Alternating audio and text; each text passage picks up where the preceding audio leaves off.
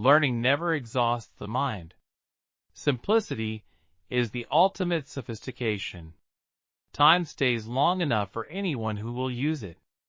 I love those who can smile in trouble, who can gather strength from distress, and grow brave by reflection. 'Tis the business of little minds to shrink, but they whose heart is firm, and whose conscience approves their conduct, will pursue their principles unto death. Poor is the pupil who does not surpass his master.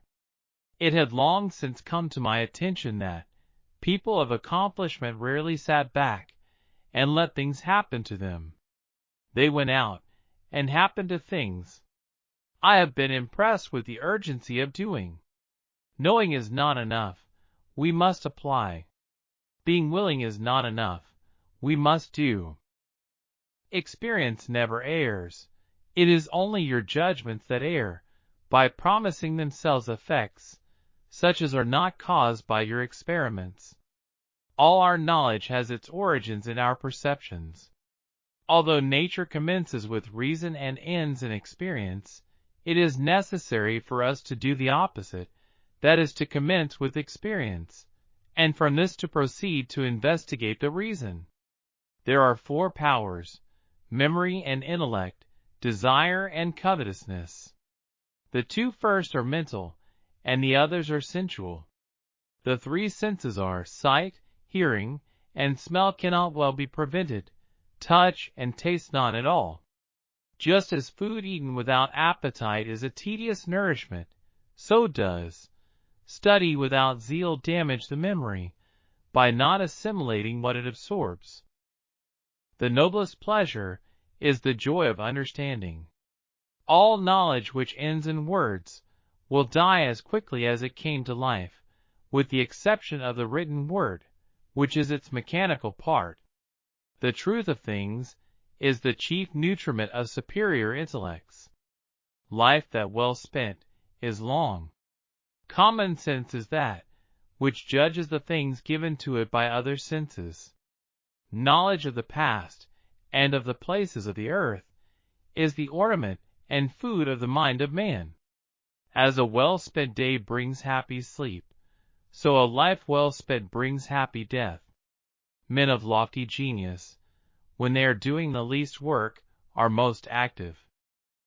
Tears come from the heart, and not from the brain. Nature is the source of all true knowledge. She has her own logic, her own laws.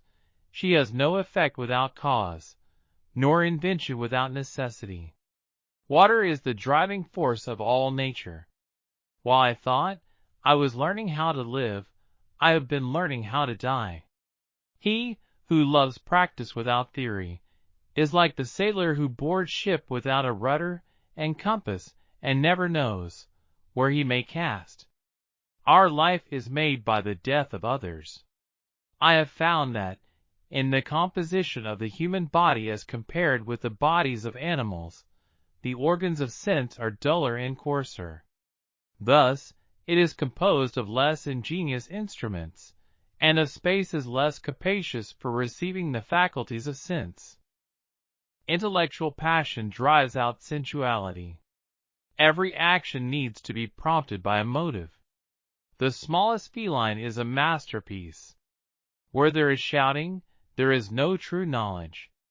There are three classes of people: those who see when they are shown, those who do not see.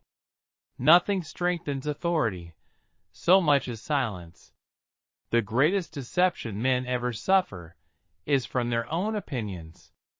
Iron rusts from disuse. Water loses its purity from stagnation. Even so does inaction sap the vigor of the mind. Why does the eye see a thing more clearly in dreams than the imagination when awake?